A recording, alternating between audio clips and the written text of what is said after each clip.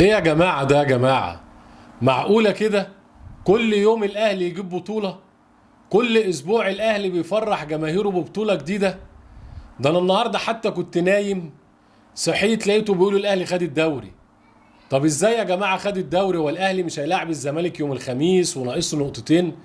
قال لك لا، ده صلاح محسن جاب جونين في بيراميدز والاهلي خد الدوري. يعني حتى الاهلي بيوصل لمرحلة ان هو ما بيلعبش واللعيبة قاعدة في البيت وبياخد بطولة برضه. تحس ان البطولات بتخبط على بابه. يعني النهاردة 4 مباريات في منتهى القوة على صراع البقاء في الدوري، والاهلي لا بيلعب ولا ليه علاقة. المباريات تخلص من هنا ويجي يقول لك الاهلي بطل الدوري. اصل سيراميكا كسب بيراميدز 2-0، وسبحان الله يشاء السميع العليم ان صلاح محسن لاعب الاهلي المعار لسيراميكا هو اللي يجيب الجونين النهارده وفي بيراميدز علشان يعلن ان الاهلي بطل الدوري للمره ال 43 في تاريخه. ايه يا جماعه العظمه دي؟ ايه الارقام اللي الاهلي بيحققها دي؟ كل اسبوع بطوله. الاهلي وصل السنه دي للبطوله الخامسه، خمسه وخميسه في عين اي حاسد. البطوله الخامسه. مستر مارسيل كولر دخل 5 بطولات خدهم كلهم، ولسه البقيه تاتي. لسه في كاس مصر والسوبر الافريقي والسوبر ليج وكاس عالم انديه، وموضوع كبير قوي سعادتك. ده لسه الليله كبيره. جماهير الاهلي عظمتها ان الاهلي كل ما يخلص بطوله يقول لك اللي بعديها. الاهلي خلص افريقيا قال لك طب مش عارف الكاس، طب الكاس، طب الدوري، طب الدوري، طب السوبر. والاهلي خد الدوري دلوقتي هيقول لك طب كاس مصر اللي هو الكاس الجديد بتاع السنه دي، اللي الاهلي المفروض هيلعب في دور ال 16 مع الداخليه. والاهلي لو خد الكاس ان شاء الله هيقول لك السوبر الافريقي امام اتحاد العاصمه، وهكذا. هو ده جمهور الاهلي، هي دي عقليه النادي الاهلي. الفوز ثم الفوز ثم الفوز، بطولات باعداد لا تحصى. النهارده الموقع الرسمي للاتحاد الايطالي لكرة القدم بيهنئ النادي الاهلي، ومعجب ان بيقول لك يعني 43 بطولة، ده رقم كبير ورقم تاريخي. الاهلي الفترة الجاية بقى مش محتاج دولاب ولا دواليب لبطولاته. الاهلي محتاج يجيب هنجر كبير عشان يبدأ يحط فيه البطولات اللي الاهلي حصل عليها واللي لسه هيحصل عليها.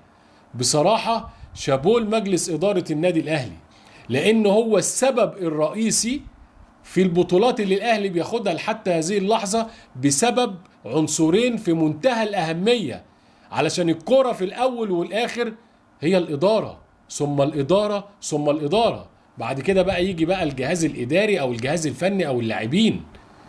إدارة الأهلي أول حاجة عملتها لما فقدت الأمل السنة اللي فاتت في الدوري، ادت اللاعبين راحة، علشان اللاعبين كانوا استهلكوا بدنيا ويقدروا الموسم اللي جاي يبقوا واقفين على رجليهم ويبدأ بفترة اعداد علشان ينافس على البطولات بمنتهى القوة.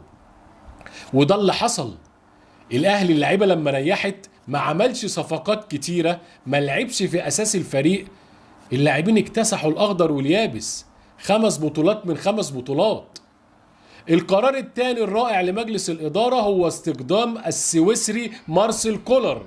بصراحة اختيار عبقري، مدير فني بمعنى الكلمة. بصراحة راجل هادي، راجل رزين، راجل عرف يطور الأداء الجماعي للنادي الأهلي، وكمان عرف يطور الأداء الفردي للاعبين في النادي الأهلي. محمد هاني مستواه اتغير، حسين الشحات، مروان عطية اللاعب الجديد، حتى بيرسي تاو الإصابات والمستوى السيء، كهربا اللي كان موقوف 6 شهور قدر يرجع اللاعيبة دي لفورمتها وحالتها. فبصراحة إدارة الأهلي مع الجهاز الفني مع اللاعبين الرجالة قدروا يوصلوا لل5 بطولات من 5 بطولات، ودي حاجة كبيرة وعظيمة وحاجة مش سهلة. الاهلي الميزه اللي فيه انه بيعرف يرجع بسرعه. السنه اللي فاتت او السنتين لما خسر الدوري رجع بسرعه وخد الدوري وخلص الكلام من قبل 5 جولات من النهايه.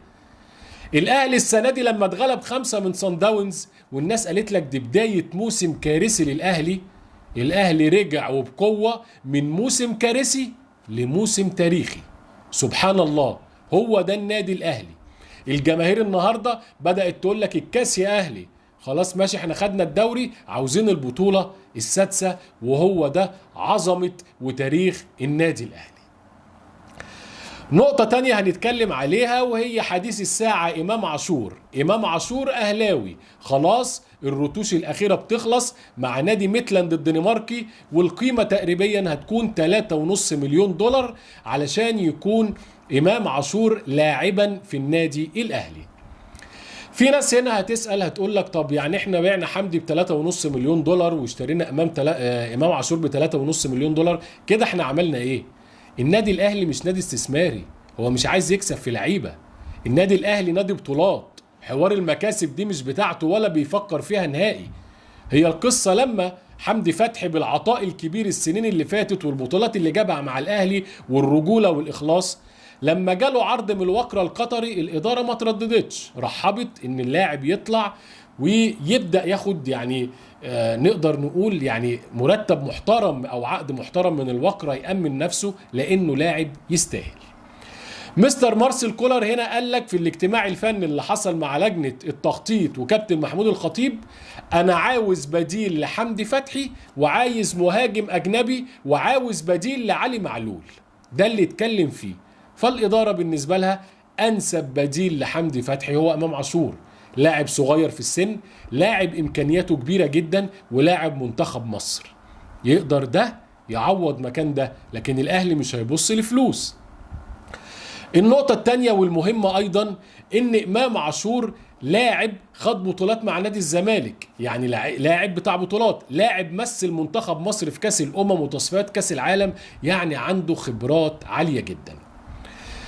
النقطة الثالثة اللي هنتكلم عليها في الآخر وهي نقطة يعني يمكن النقطة السلبية الوحيدة النهاردة، وهو جاي قرار من لجنة الانضباط في الاتحاد الدولي بإيقاف أليو ديانج 6 شهور. أليو ديانج عنده مشكلة مع الوكيل بتاعه السابق اللي كان انتقل من المولودية الجزائري للأهلي، وكان في قصة وحكاية ما بينهم، وبعد كده أليو ديانج قدم استئناف، يعني تقريبا الوكيل ليه تقريبا في حدود 250 ألف دولار. لجنة الانضباط في الاتحاد الدولي أصدرت قرار بإيقاف اللاعب لمدة 6 شهور، ولكن علشان ما تقلقش لحين سداد المبلغ، وخلاص إدارة الأهلي مع اللاعب بيجهزوا المبلغ وهيتم إرساله للاتحاد الدولي علشان تنتهي المشكلة تماما.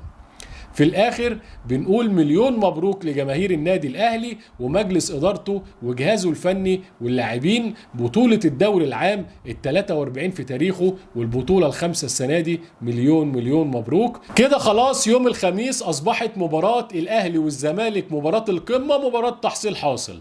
النقطتين اللي الأهلي كان عايزهم خلاص الموضوع خلص، الأهلي بطل الدوري. فهنشوف هل مستر كولر والإدارة هياخدوا قرار انهم يريحوا اللعيبة الأساسية الفترة الجاية، ولا هيلعبوا المباراة بالتشكيل الأساسي؟ ده لسه ما اعلنش لغاية دلوقتي، ولكن خلاص نقدر بقى نتفرج على مباراة للمتعة، مباراة للشهرة، الفرقتين يمتعونا من غير أي ضغوطات، ونتمنى إن شاء الله بإذن الله التوفيق للنادي الأهلي يوم الخميس القادم.